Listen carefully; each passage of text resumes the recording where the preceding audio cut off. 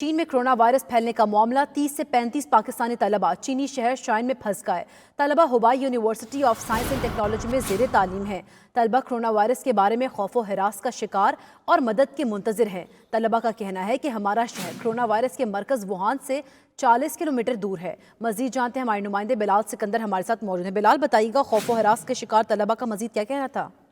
जी देखें, ये भयानक बिल्कुल इसके कोरोना जो वायरस है इसके बायस पाकिस्तानी तलबा जो हैं वो वहाँ पर ज़ेरे तालीम है। 30 से 35 पाकिस्तानी तलबा हैं जो चीनी शहर शाइन में वहाँ पर यूनिवर्सिटी में पढ़ रहे हैं और हुबाई यूनिवर्सिटी है जहाँ पर ये तमाम तलबा पढ़ रहे हैं। और इनकी जानिब से ये बताया गया है कि जो मरकज़ है कोरोना वायरस का उसके बिल्कुल तकरीबन 30 से 40 किलोमीटर दूर इनका शहर है और उसी वजह से ये लोग जो हैं वो अपने हॉस्टल में महसूर होकर रह गए यूनिवर्सिटी इंतजामिया की जानिब से।